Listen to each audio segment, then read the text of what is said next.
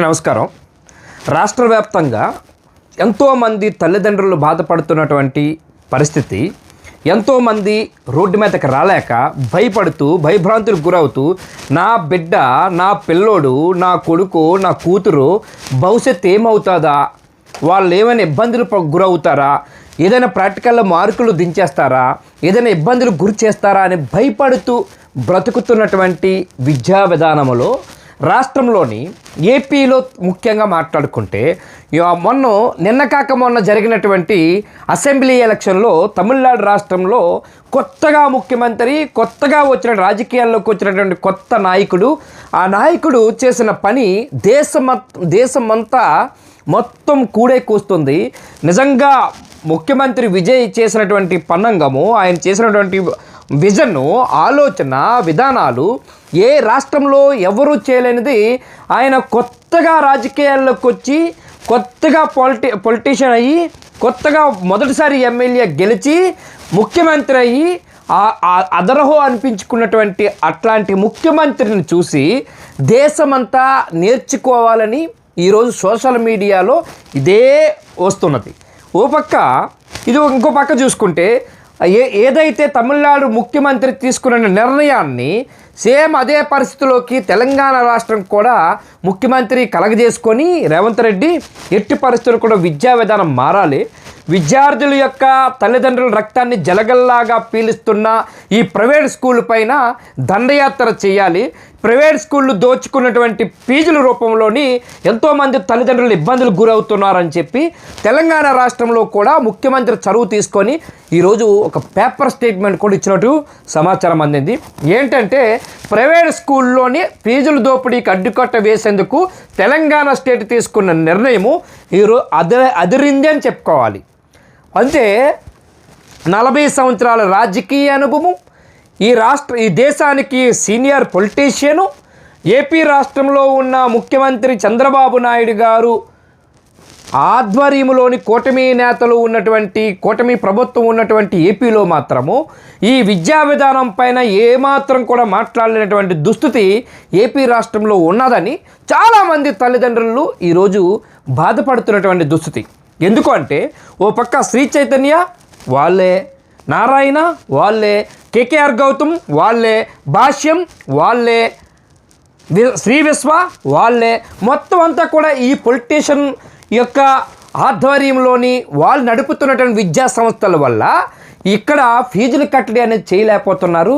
అసలు అధిక దారుణంగా దోచుకున్నా సరే మాట్లాడట్లేదు. ఎందుకు మాట్లాడట్లేదు, ఎందుకోసం మాట్లాడట్లేదు? ఈరోజు విద్యాశాఖ మంత్రి ముఖ్యమంత్రి చంద్రబాబు నాయుడు గారు తనయుడు విద్యాశాఖ మంత్రి సేమ్ ఏజు నారా లోకేష్ గారిది, ఒక పక్క విజయ్, సీఎం విజయ్, తమిళనాడు ముఖ్యమంత్రి Vijay age same to same. ఆయన మొదటిసారి పొలిటీషియన్లో వచ్చి మొదటిసారి ఎలక్షన్లో పోటీ చేసి ముఖ్యమంత్రి అయ్యి ఆ రాష్ట్రాన్ని దేశమంతా కూడే కూసినట్టు విద్యా విధానాన్ని మార్చినటువంటి అట్లాంటి ముఖ్యమంత్రిని చూసి ఏపీ ముఖ్యమంత్రినో విద్యాశాఖ మంత్రో నేర్చుకోవచ్చు కదా అని చెప్పి చాలామంది చెబుతున్నారు. ఏదేం జరిగినా ఇప్పటికైనా విద్యా విధానాన్ని మార్చండి. పక్కనే ఉన్న తెలంగాణ రాష్ట్రము దక్షిణ భారతదేశంలో ముఖ్యంగా తమిళనాడు రాష్ట్రం మార్పు తీసుకొచ్చింది, తర్వాత తెలంగాణ రాష్ట్రం మార్పు తీసుకొచ్చింది. ఇప్పుడు ఏపీలో ఎందుకు మాట్లాడట్లేదు? ఏపీలో ఎందుకు మీరు ఉపేక్షిస్తున్నారు? ఎక్కడైనా ఈరోజు వరకు ప్రైవేట్ స్కూల్లో దోపిడీ చేస్తూ ఉంటే, స్కూల్ ఫీజులు అధిక మోతాదులో దోచేసుకుంటుంటే, ఒక ఎల్కేజీ స్టూడెంట్ దగ్గర 26,000 రూపాయలు ప్రైవేట్ స్కూల్ దోచుకుంటుంటే ఏం చేస్తున్నారు విద్యాశాఖ మంత్రి గారు? ఒక ఎల్కేజీ స్టూడెంట్ దగ్గర 27,000 రూపాయలు ఫీజు తీసుకుంటున్నారు. 7,500 రూపాయలు వచ్చేసేమో బుక్స్ అని చెప్పి తీసుకుంటున్నారు. ఎక్కడైనా విన్నామా? కనీ విని ఎరగని రీతిలోని విద్యా విధానాన్ని పూర్తిగా దోచుకుంటున్నటువంటి ప్రైవేట్ స్కూళ్ళ పైన ఇప్పటికైనా మాట్లాడండి విద్యాశాఖ మంత్రి గారు. మీకు దండం పెడతాం. రాష్ట్రంలోని ఎంతోమంది పేద విద్యార్థులు తల్లిదండ్రులు ఈరోజు ఆత్మహత్యలు పాల్పడుతున్నారు. వాళ్ళ కష్టమంతా కూడా దోచుకుంటున్నారు, వాళ్ళ రక్తాన్ని జలగల్లాగా పీల్చుకుంటున్నారని బాధపడుతూ ఉన్నారు. విద్యాశాఖ మంత్రి గారు, మీరు కొత్తగా వచ్చిన తర్వాత, మీరు మీ పార్టీ ఏదైతే కూటమి వచ్చిన తర్వాత విద్యా విధానాన్ని మార్పులు తీసుకొస్తాము, విద్యను మార్చుతాము, మొత్తం ప్రైవేట్ స్కూళ్ళు దోపిడీని అరికడతాము, దోపిడీ చేస్తున్న ప్రైవేట్ స్కూల్పై కేసులు పెడతాము, వాళ్ళపైన చర్యలు తీసుకుంటామని చెప్పినటువంటి మంత్రి లోకేష్ గారు ఇప్పటికైనా పట్టించుకోండి. డిప్యూటీ సీఎం పవన్ కళ్యాణ్ గారు విద్యా విధానాన్ని మార్చండి. ఏదో గాలివాటంలో మాటలు మాట్లాడడం తప్ప, ఏదో అప్పటికప్పటికి ఊగిపోయి ఊగులాటలు తప్ప ఈ రాష్ట్రాన్ని బాగు చేద్దామని కానీ, ఈ రాష్ట్రంలో ఎంతోమంది పేద ప్రజలు, పేద విద్యార్థుల యొక్క తల్లిదండ్రులు చాలామంది రోడ్డు మీదకి వస్తున్నారని కానీ, చాలామంది విద్యార్థుల తల్లిదండ్రులు బాధపడుతున్నారని కానీ, వాళ్ళ రక్తం జలగల్లాగా పీలుస్తున్న ప్రైవేట్ స్కూళ్ళ పైన నిజంగా పోరాటం చేస్తారనుకున్నటువంటి మీలాంటి డిప్యూటీ సీఎం ఈ రాష్ట్రంలో ఉన్న ఒకటే లేకపోయినా ఒకటే అనుకుంటున్నటువంటి ఈరోజు సామాన్య జనం సార్. ఇప్పటికైనా అర్థం చేసుకోండి సార్, ఇప్పటికైనా మార్పు తీసుకురండి సార్. దారుణమైనటువంటి ఫీజులు వసూలు చేస్తున్నారు, బుక్స్ రూపంలో తీసుకుంటున్నారు. నాసా అంట ఒక యాప్ ద్వారా, ఒక ఎల్కేజీ కుర్రోడికి యాప్ ద్వారా దోచుకుంటున్నటువంటి ప్రైవేట్ స్కూళ్ళ పైన ఎందుకు మాట్లాడరు? ఇప్పుడేమో ఏ విద్యార్థికి 15 సంవత్సరాల నుంచి 18 సంవత్సరాల వరకు ఏ విద్యార్థికి కూడా మొబైల్ ఫోన్లు ఇవ్వకూడదు, మొబైల్ ఫోన్లు ఏమి కూడా చూపించకూడదు అని చెప్పినటువంటి ఈ ప్రభుత్వాలు, ఈ ప్రజలు, ఈ సైంటిస్టులు చెప్పినా సరే మాటలు వినకుండా మీరు ఎల్కేజీ కుర్రోడికి 1500 రూపాయల నుంచి 2000 రూపాయలు యాప్ రూపంలో దోచుకుంటున్నటువంటి విద్యా సంస్థల విధానం పైన ఎందుకు మాట్లాడరు అని చెప్పేసి మేము ముఖ్యమంత్రి గారిని అడుగుతున్నాం.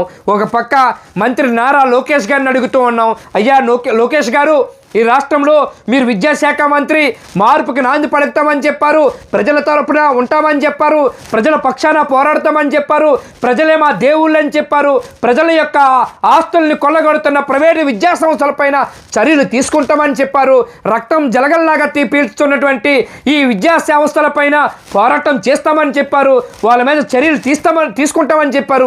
ఏమైపోయారు సార్? ఇప్పుడు 3 సంవత్సరాలు అయింది సార్ మీ పార్టీ వచ్చి అధికారంలోకి వచ్చి. మీరు విద్యాశాఖ మంత్రిగా ఏమైపోయారు సార్? ఈ రాష్ట్రంలో కూడెక్కుస్తున్నారు సార్, ఈ రాష్ట్రంలో అడుగుతున్నారు సార్, ఈ రాష్ట్రంలో చాలామంది దిగులు పడుతున్నారు సార్. ఇప్పటికైనా పట్టించుకోండి సార్. ఓ పక్క తెలంగాణ రాష్ట్రం కొత్తగా వచ్చిన ముఖ్యమంత్రి, రాజకీయ అనుభవం లేని ముఖ్యమంత్రి, ఒక పక్క తమిళనాడు రాష్ట్రంలో విద్యా విధానాన్ని మార్పుకు తీసుకొస్తే కనీసం మీరు మాట్లాడే దుస్థితి ఉన్నది అంటే ఇంతకన్నా దౌర్భాగ్యం ఏముంటుందని చెప్పి అడుగుతున్నారు సార్.